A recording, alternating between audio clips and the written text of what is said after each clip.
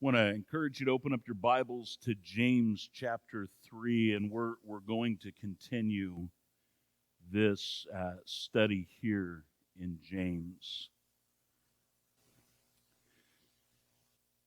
We're looking at a part of Scripture where James starts dealing with wisdom. Two types of wisdom, in fact, that he's going to be talking about.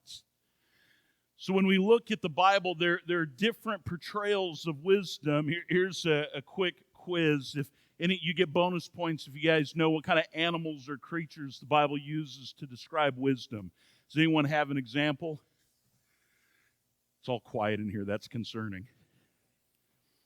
The Bible gives so many different examples. One of them is we're to be wise as serpents and gentle as doves. Yeah. Proverbs tells us to look to the ant and to see the wisdom of the ants. And there's these examples of wisdom. We also know in culture that there's a particular animal that is used all the time to display wisdom. Anyone know what that animal is? The owl. And there are lots of reasons for that. It's interesting. So even in the Greek pantheon of gods, one of the goddesses has an owl on her shoulder, displaying wisdom. And one of the reasons that they selected an owl is one was its eyes are so large to symbolize that it's always watching. It's seeing, it's learning. The other thing, for a bird, it's relatively silent. There's something to be learned from in that. To watch, to observe, to listen, and to be quiet. James highlights these kinds of things. And so we have this picture even in different animals throughout about what is wisdom. We often look to people in the world around us and we say, yeah, they're clearly wise. And we might look to people and say, yeah, I believe that they're a picture of wisdom. Can you imagine this, that not too many generations ago we looked to world leaders as being wise? And when you ask that question today, we immediately start chuckling. We're like, yeah, that didn't last long. People used to look to world leaders as being wise, something that often doesn't happen any longer. Sadly, in our culture, sometimes we look at celebrities. Boy, that's a hard pass right there. But we look at celebrities and we look at people online, and we might say they're wise. We look at people around us. Some might even say, it's the academics. They're the ones with wisdom. But we're going to look and see how God defines it in His Word. But what is wisdom? What does this look like when it's fleshed out and lived out? So James 1:5, this is all the way back in the beginning of James when we first began this. There was a statement made that I'm going to read to you again. And while many of us might have a hard time defining exactly what is wisdom, I really hope this is true. But how many of you here right now would say you need wisdom? That you need it in your life?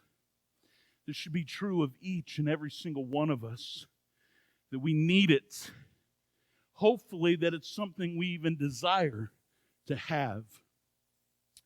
And James 1:5 says it this way: if you need wisdom, ask our generous God, and He will give it to you. He will not rebuke you for asking. The Webster's Dictionary defines it slightly differently.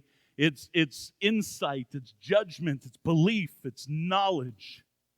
This is how Merriam-Webster's defines it, and the Bible defines it differently than this. And so the biblical wisdom, or what it talks about in the Bible, are two types of wisdom that we as people tend to live by and operate our lives from. There is godly wisdom, and then there is worldly wisdom. And we're going to look at these two areas here this morning. Godly wisdom is simply a way of living life that puts into practice the moral and ethical standards is put forth by God. And then you look at the opposite end of this, and it's worldly wisdom. It's a way of living based on your own standards of morality and ethics. Sometimes it's the collective community that you align yourself with. So if you are aligned with a certain political party, you might then align your morals and beliefs under the political party versus what the Bible teaches. Maybe you have a group that you belong to, and that group begins to influence you. It can be anything from being part of a bowling team to being part of other groups. But it begins to shape you, and you align your beliefs and the way you live according to the influences in your life. We can see this fleshed out early on in Scripture. Think back to Genesis, and we have this moments where we have Adam and Eve in the garden, and there's this instruction that you can eat from all of the trees except one. And God gives this instruction to Adam and Eve, and enter into this moment of time, this historical, incredibly important moment. This serpent, this deceiver comes in and asks this question: did God really say that you can't eat from this? And God and the serpent begins to cast this doubt. And really what is happening here, when you study Genesis 3, the serpent isn't deceiving them to, hey, you need to follow me. Instead, he's saying that God knows that the day you will eat of this fruit, that you will become wise like him. And there is this deception that by living by your own wisdom, you have now elevated yourself to the place of God. This is the battle that's taking place in Genesis 3. And frankly, it's the one all throughout James that we're dealing with. It's two ways of living life. There's a path of life that leads to death, and there is a path of life that leads to life. That when you live it and you walk this path, it leads to life, and when you walk the other one, it leads to death. And James is now going to walk through that the path that leads to life is using godly wisdom, and the path that leads to death is using worldly wisdom. And he breaks these two groups down. 1 Corinthians 3:18-21 says, stop deceiving yourselves. If you think you are wise by this world's standards, you need to become a fool to be truly wise. For the wisdom of this world is foolishness to God, as the Scriptures say. He traps the wise in the snare of their own cleverness. And again, the Lord knows the thoughts of the wise. He knows they're worthless. So don't boast about following a particular human leader, for everything belongs to you, belongs to the Lord. Paul is giving us this same principle. We have this exact same principle that he's trying to flesh out, that the world believes itself to be wise. They have bought into the Genesis 3 lie, that they themselves will be like God. And so they pursue their own wisdom. They pursue what seems right to them. And Paul is saying that this is foolishness. But yet the way that leads to life, which is obedience to God, which is godly wisdom, is foolishness to the world. Which path will you choose? The path of being obedient to God and pursuing His wisdom, or pursuing the wisdom of the world? And Paul ends with, don't boast about following a particular human leader. This is something that we do in churches all the time. I've actually heard people make this statement when someone asks them where they go to church. They're not talking about a body that they belong to. They talk about a person that they follow, which is such flawed thinking. And we need to be so careful that when we spend more time watching YouTube videos and watching TikTok videos about spirituality and faith and less time in the Word and prayer, This is concerning. We are beginning to follow the patterns of the world, and we slap a label of Christian on it and call it good, versus being in the Word and being with the Lord. And Paul is warning us about this kind of wisdom and echoing what James is teaching. 2 Corinthians 1:12 says, we can say with confidence and a clear conscience that we have lived with a God-given holiness and sincerity in all our dealings. We have depended on God's grace, not our own human wisdom. That is how we have conducted ourselves before the world, and especially towards you. Paul and James both highlight this important thing, and that is wisdom must be lived out. It is more than just a head knowledge. It's more than just an intellectual pursuit that you read the Bible, you know it, you know all the words, you know all the Bible school terms you can say and discuss all of these great doctrinal things, but yet you don't apply it and live it. Then what good is the knowledge that you have? The truth is, church, that probably most of us have more Bible in us than we actually live. And we call for more Bible studies, and all the while what we need is to live out the faith that we claim and to begin to put into practice the wisdom that comes from above. The very first thing that James is going to deal with, we're going to look at James chapter 3, starting at verse 13. And it's your life is the scoreboard for your wisdom. And I want to explain this point here. This isn't because we're keeping score. We're keeping a tally system that, yep, here you go. You use godly wisdom, you use worldly wisdom. And now we're looking to judge it. What happens in a football game or a sporting event is the amount of work and dedication that a team puts into it eventually starts being reflected on the scoreboard. See, a team that puts time into training, a team that takes serious their task. They grind at it, they work at it, they pour every ounce of energy that they have into what they're doing. It eventually is reflected in how they perform. This is true of us.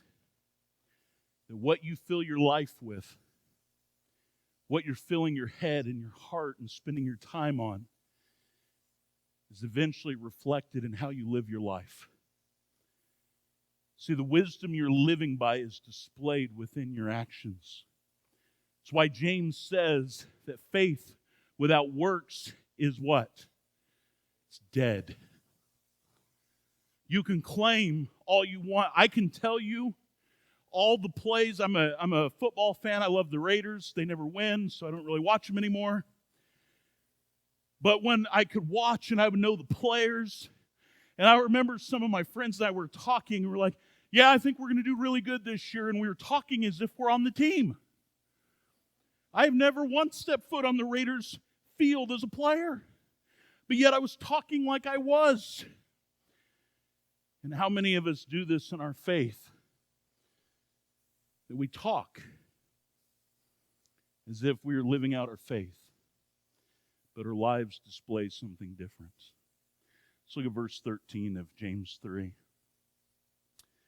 says, if you are wise and understand God's ways, prove it by living an honorable life, doing good works with a humility that comes from wisdom.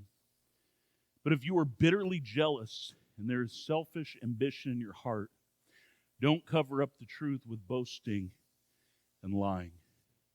James starts this passage with, if you are wise and understand God's ways, this should be a desire in all of our hearts, that we desire God's wisdom. We desire to understand God's ways. And James, right after teaching and sharing about not many of us should be teachers, and we should be cautious, because if you claim to have some sort of spiritual wisdom, but yet you're not practicing these things, there's a stricter judgment. And then he goes on, and this is one of the areas he's talking about, is this area of wisdom, that if you are wise and understand God's ways, prove it by living it.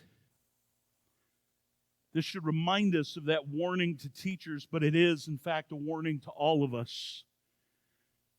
Ultimately, we display what we believe and how we live. So the way that you and I live is a reflection of what we really believe.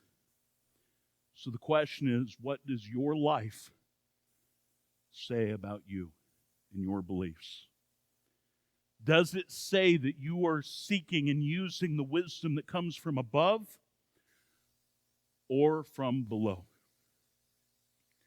James also then says, in essence, that you need to own how you live.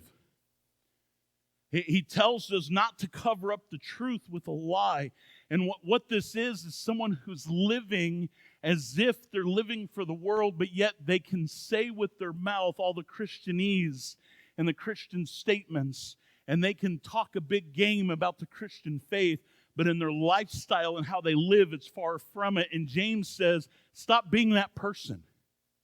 Own who you are. If you are living according to the world's wisdom, own it. Don't cover it up with lies about who you are. Do not pretend to be spiritual when in fact you are worldly. That's the challenge that James has. Boy, don't you love how James just steps on all of our toes throughout all of James? Greatly appreciate that. It's one of those challenging, hard to wrestle through things, but so beneficial for all of us. The second thing we're going to dive into here is the rotten fruit of worldly wisdom. Look at James 3:15 and 16. It says, "For jealousy and selfishness are not God's kind of wisdom. Such things are earthly, unspiritual, and demonic. For wherever there is jealousy and selfish ambition, there you will find disorder and evil of every kind." This jealousy James is talking about, this is born out of a self-centeredness. And there is this natural progression when your life and your heart is fixated on what you want and your desires and what you think needs to be done. It has this natural progression towards a selfish ambition that you not only think this way, but now you live this way. You begin to make plans and you plot and you create situations where you are looking out for number one. Every one of us are trying to fill a void in our hearts. It really leads us to worship things. Some of us worship family. Some of us worship ourselves. And we as believers should be focused on worshiping the Lord. So this desire to obtain, to pursue things, to soothe our own hearts and our own souls, this drive creates this selfish desire and pursuit. And James is very clear about what the result is. And probably, if we're honest, we can look in our own lives and see these kinds of desires and the same kind of results that James talks about. He says the result of this is chaos. Lives in chaos. This is every person for themselves. It's that idea of every man for themselves, look out for number one. It's a dog-eat-dog world. Get them before they get you. I was reading a book called The Insanity of God. It's a phenomenal book on missions. And this is a man who was doing missions and helping at Somaliland at the time. And at the time, there were like 300 Christians left in the country. By the time he left, there were 3 known Christians in the whole country because the others had been executed. And one of the proverbs for the community was, Somalia against the world, my tribe against Somalia, my family against my tribe, my brother against my family. The mindset was, I'm on your team against everyone else, but the further back you go, it ultimately ended with every person for themselves. This is the kind of chaos that living for yourself produces. And James says it leads to every type of evil. He mentions things like murder and specifically adultery and lying and so many different things. And this is the rotten fruit of worldly wisdom. And remember, James isn't talking about the world. He's writing this to believers.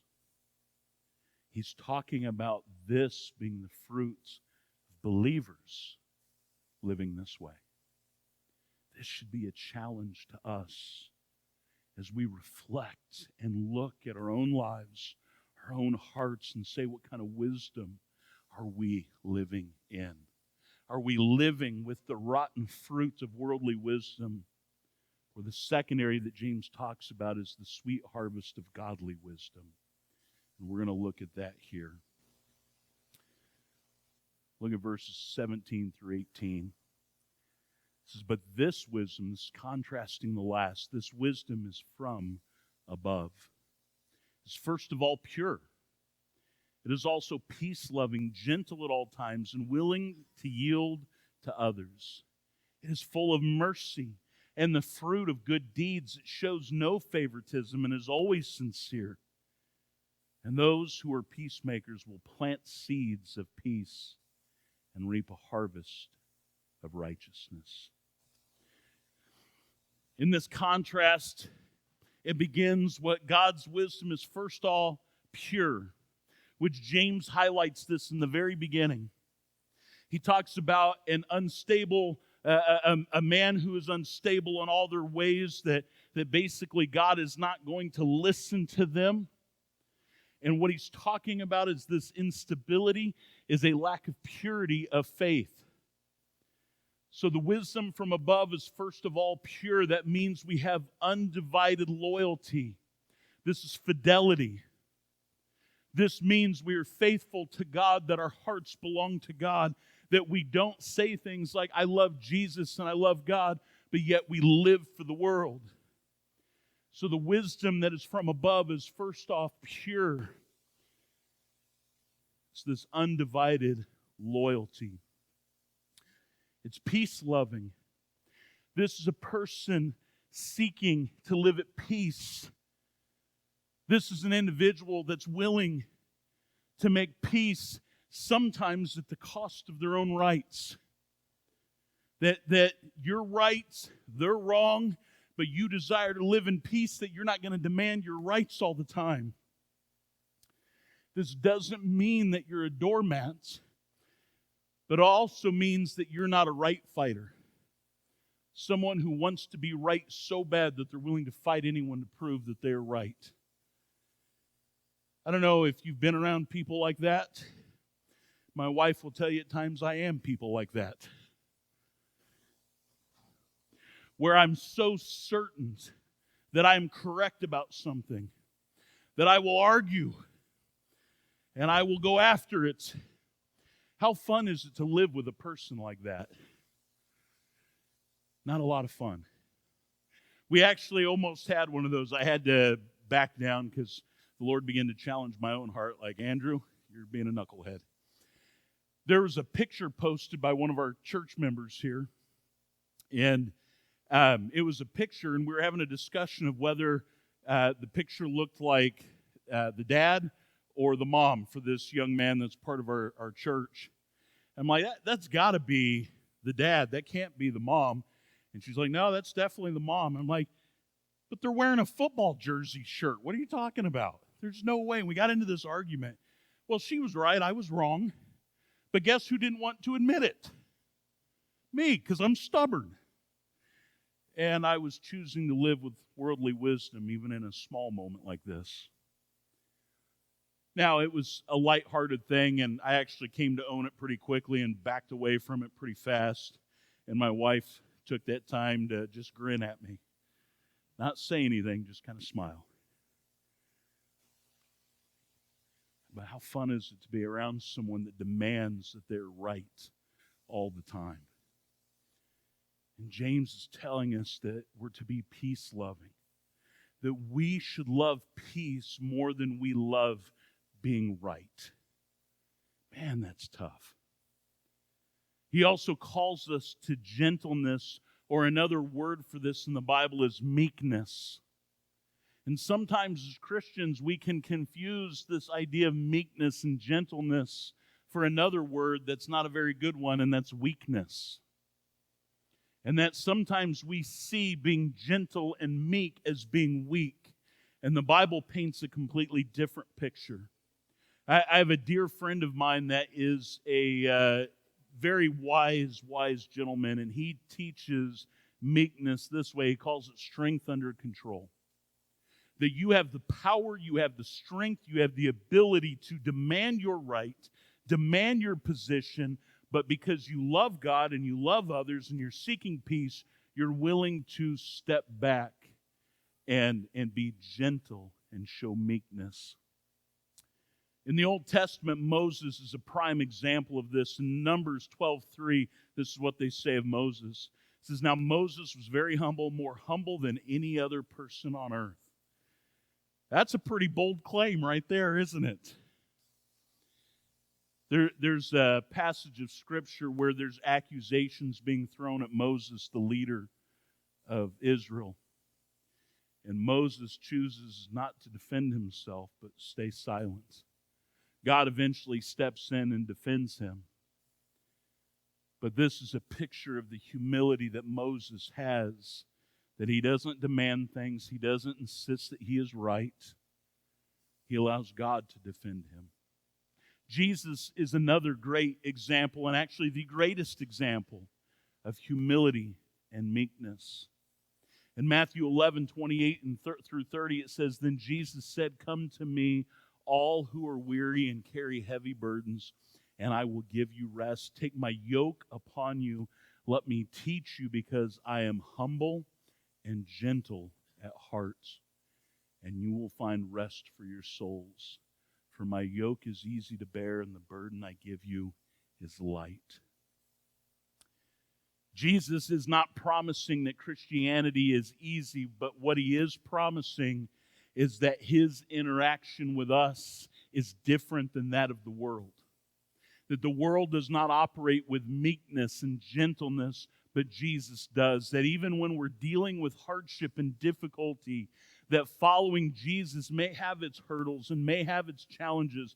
And frankly, the Bible does promise suffering and challenges and all sorts of things. Jesus is saying he himself is not this way, and he will not put unnecessary burdens and things upon you. That as the King of the universe, that he could demand things, but instead Jesus laid down his rights for us. James also deals with this idea: are you willing to submit to authority and learn from others? These are people who are willing to listen, to submit. People who are using godly wisdom will listen and allow their hearts to be challenged. They show mercy for others. They live out their faith through good deeds. They don't just speak their faith, they live it. They show no favoritism. They don't show benefits to those that walk in. If we had people coming in and we had someone that looked very poor and someone who looked very wealthy, if we were to sit here and say, you know what, the person who's wealthy could really help our budget. We really need funds for the church. This is what James is calling out as sin. This is worldly thinking, not godly thinking. Because godly thinking is that these are two souls both needing Jesus, both needing to grow, and both needing love and care and kindness and gentleness. Both needing this. So godly wisdom shows no favoritism and is always sincere. We're not patronizing one another. We're not being dismissive of one another. Oh, you're not that important, and dismissive. But instead, we're showing honor for each other. We're going to look here briefly in chapter 4 now and see what it means to live this out and what this looks like in the church. we're going to see the wreckage of worldly wisdom, that living out worldly wisdom, the wreckage that it causes. Look at James 4, 1 through 6. It says, what is causing the quarrels and fights among you? Don't they come from the evil desires at war within you? You want what you don't have, so you scheme and kill to get it. You are jealous of what others have, but you can't get it, so you fight and wage war to take it away from them. Yet you don't have what you want because you don't ask God for it. And even when you ask, you don't get it because your motives are all wrong. You want only what will give you pleasure. You adulterers, don't you realize that friendship with the world makes you an enemy of God? I say it again, if you want to be a friend of the world, you make yourself an enemy of God. Do you think the Scriptures have no meaning? They say that God is passionate, that the Spirit He has placed within us should be faithful to Him, and He gives grace generously. As the Scriptures say, God opposes the proud but gives grace to the humble. James is dealing with infighting within the church. This is written to believers. This is written to churches that are spread throughout. These are Jewish believers, and there's fighting in the groups. And why? When there's disunity within the church and there's fighting over things, it is evidence that somebody and some individuals within this community are choosing to live by worldly wisdom and have chosen to be friends with the world. That's what is the result of this infighting. The killing that James is talking about here is actually referencing back to the words spoken. It's why James warns us about our tongue. Jesus, in fact, talks about this, that murder doesn't begin with the act of murdering someone, that you can call someone a fool. The word is raka, which is kind of in today's language would be like calling someone a moron. And so Jesus calls that murder, that this is on that level. Why? Because you're willing to kill that character and kill the peace and kill the relationship. Boy, I'm sure probably most of us are guilty of these things. I can tell you, I've had people cut me off while driving. I had a young lady, I was driving my camper back.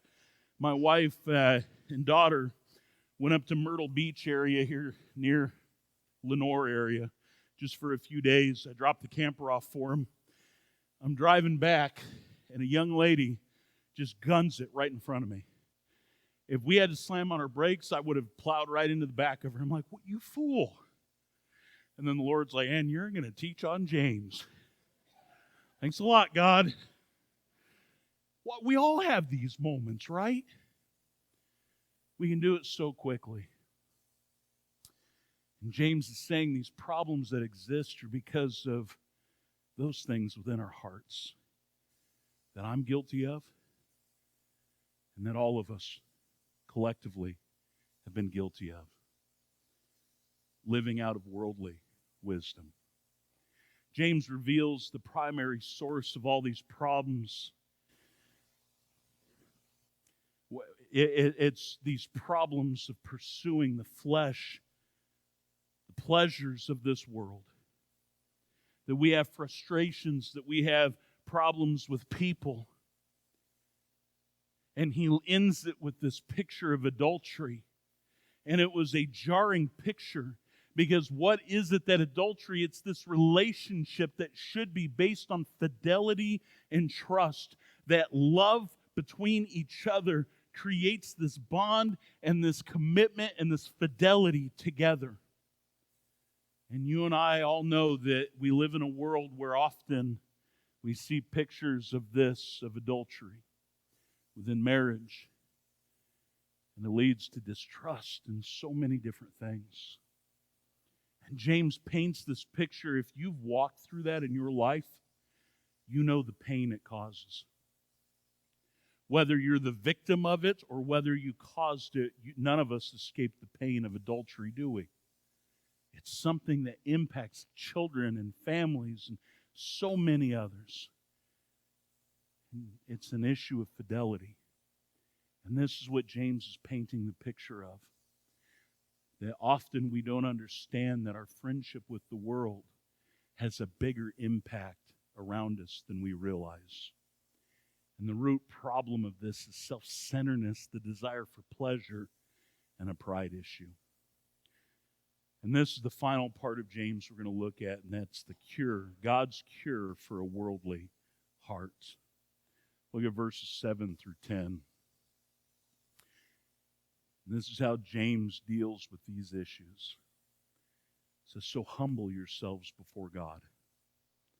Resist the devil, and he will flee from you. Come close to God, and God will come close to you. Wash your hands, you sinners. Purify your hearts, for your loyalty is divided between God and the world. Let there be tears for what you have done. Let there be sorrow and deep grief. Let there be sadness instead of laughter and gloom instead of joy. Humble yourselves before the Lord, and he will lift you up in honor. Number one, humble yourself before God. This is where we confess our failures. This is where we share the things that, man, I've messed up. Like when I got mad at it's a young lady, she's new to driving, and I had an attitude. And it was like, man, that doesn't reveal her issues. It reveals the ugly that's still in my heart. And so are you willing to confess your failures? Confess your need for God. To humble yourself, to be in the Word. So many of us struggle with even reading our Bibles, that we don't even know what God desires for us. And are we willing to obey what His Word says as we humble ourselves before God? The second one is resist the devil. I want us to recognize a couple of things. The devil has no authority or power over you. Some of us walk around as if the devil has authority over you. He has none. You are a child of God, and if you are a follower of Jesus, you are in His family and under no authority or power of the enemy. That is gone. Yep, someone's ready. And I want to challenge you as we resist the devil, claim the promises of God. And one of these promises is that when we draw near to Him, He will do what? Draw near to you. And I want you to see this. What is it the devil will do? He flees because he is a coward. Because the God that is in you is more powerful than anything in this world. That nothing in the spiritual realm of darkness can touch anything that God can do. The devil is a coward. Pursue God, and He will pursue you. Humble yourself, and He will lift you up. Many of us here are parents, and you know this to be true. I know this in my own children's lives. My kids have done things that were wrong, and they needed discipline. And there are many times I wasn't angry. Frankly, sometimes what they did was funny, and you have to keep from laughing because you don't want them to know that it's, that we think it's funny.